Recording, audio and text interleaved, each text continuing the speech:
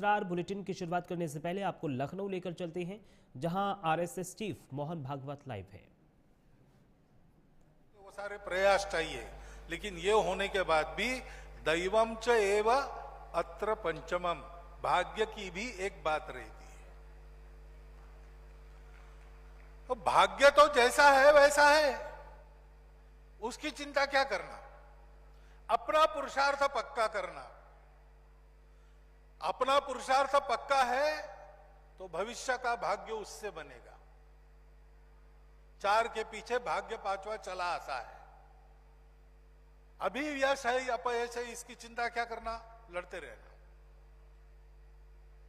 और लड़ना है दुश्मनी करके नहीं, खुन्नस से नहीं, द्वेष से नहीं, तो धर्म के लिए लड़ना है, मेरे लिए नहीं लड़ना है। मेरे लाभ हानि का विचार नहीं है, धर्म रक्षा का विचार है। और जैसे बताया गया, वो धर्म है समाज की धारणा करने वाला धर्म, सबको साथ रखकर सबको उन्नत करते हुए सबको जिलाने वाला वो धर्म। सबका कल्याण हो इसलिए मैं मेरे व्यक्तिगत हित की बलि देता हूं।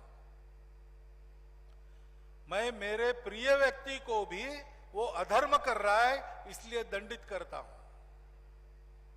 मेरा मित्र है तो भी मैं क्षमा नहीं करूंगा, तो वो मित्र द्रोह नहीं होता है, क्योंकि मैं धर्म के लिए करता हूं, स्वार्थ के लिए कुछ नहीं करता हूं।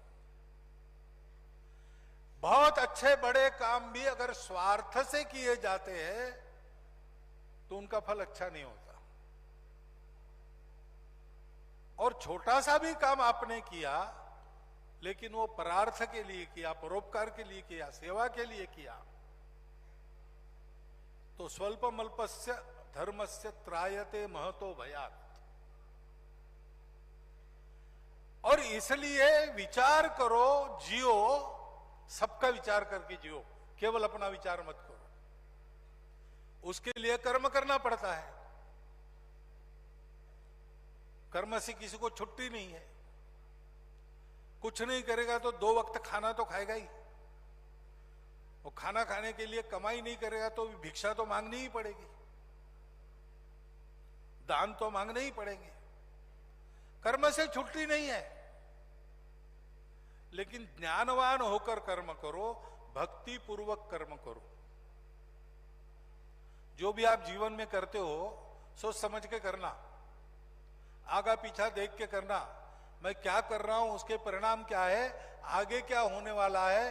अभी ये बहुत अच्छा दिखता है, लेकिन 3 प्रकार के सुख जो बताए गीता में, सात्विक सुख का वर्णन किया है, यत्तद अग्रे विषमीय परिणामे सुखोपमो। पहले बहुत कड़वा लगता है, दवाई जैसा, लेकिन परिणाम उसका बहुत सुखद होता है। सुख का रूप दिखने में पहले एकदम आनंददायक रहेगा ऐसा नहीं है। कुछ कुछ बड़े अच्छे लगते हैं कर्म, लेकिन परिणाम विष के जैसा होता है। तो ज्ञान चाहिए, 3 प्रकार की प्रवृत्तियां हैं। हमको सात्विक प्रवृत्ति में रहना है, रजोगुण भी चाहिए कर्म करने के लिए, लेकिन वो सत्वोन्मुखी होना चाहिए। आदि आदि बातें, कर्म कैसे करना, कौन से गुण दैवी है, ये सारा भगवान ने बताया। और कहा कि देखो ये तुम करो, परिस्थिति का रोना मत रोना। परिस्थिति तो आती जाती है। अपने यहां एक कहानी है परंपरा में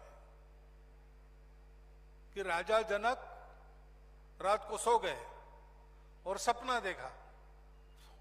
सपने में देखा कि अचानक राज्य क्रांति हो गई और राजा जनक हार गए, सिंहासन से नीचे खींचा गया, सारे उनके अलंकार शस्त्र आदि आदि राज चिन्ह उतारे गए, और मैले कुचैले फटे कपड़े में उनको देश निकाला दे दिया, और देश में मुनादी दी गई कि राजा जनक को आज्ञा है सूर्यास्त के पहले इस देश की सीमा से बाहर निकल जाओ, जब वो ये करेगा तब उसको पानी भी किसी ने पिलाना, जो उसकी मदद करेगा उसको मारेंगे, और सूर्यास्त के बाद ये राज्य में मिला तो इसको भी मारेंगे।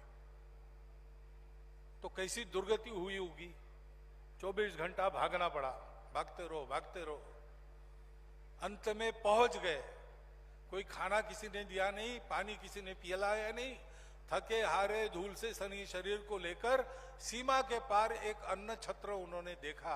रात को 10-11 बजे पहुंचे और अन्न छत्र के प्रमुख को कहा कि भूखा हूं, कुछ दीजिए। तो कहा भैया ये तो अन्न छत्र ही है, भूखों को खिलाने के लिए ही है, लेकिन तुम आए ऐसे वक्त हो सब समाप्त हो गया, कुछ भी नहीं, बर्तन धोने के लिए चले गए। अब वहां जाके देखो भात के बर्तन में कुछ भात लगा होगा, खुरच कर ले लो। तो राजा जनक गए, देखा थोड़ा सा भात लगा था, वो खुरचा हाथ में लिया और कुएं के पास आ गए, यहां बैठकर खाएंगे और तुरंत पानी पिएंगे। बैठ गए तो रात को एक चील घूम रही थी। उस चील ने वो चावल के दाने देखे, उसने झपट्टा मारकर राजा जनक के हाथ से वो खुरचन भी निकाल के ले उड़ गई। राजा जनक हताश होके जोर से चिल्लाए, क्षुब्ध होके चिल्लाए और जग गए। देखते हैं तो महल में है, नरम नरम बिस्तर है, इनकी चिल्लाहट सुन गए, सब नौकर जमा हो गए। कोई पानी पिला रहा, कोई पंखे से हवा झुला रहा, क्या हो गया महाराज पूछ रहे। थोड़ी देर में राजवैद्य आए, नाड़ी वाड़ी देखने लगे। तो राजा जैन्य ने कहा कि अभी तो मैं इतना भूखा, सब प्रकार से हताश होकर निराशा से चिल्लाने वाला था, यहां तो कुछ भी नहीं है। वो भी मैं अनुभव कर रहा था, ये भी अनुभव कर रहा हूं। वो अनुभव सच है कि अनुभव सच है?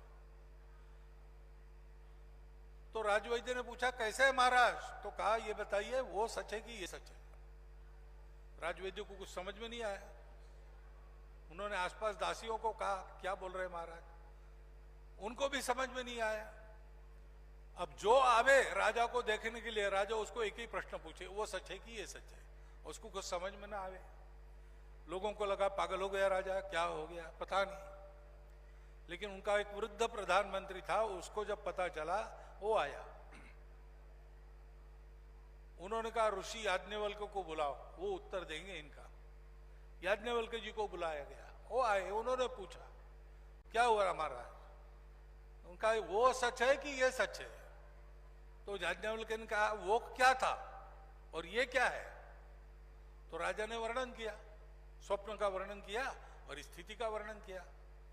फिर याज्ञवल्क्य ने पूछा कि ये सब वो तुम्हारे शत्रु विजयी होकर तुम्हारी दुर्गति कर रहे थे और चील तुम्हारे हाथ का झपट्टा मार के छीन रही थी, तब तुम थे क्या?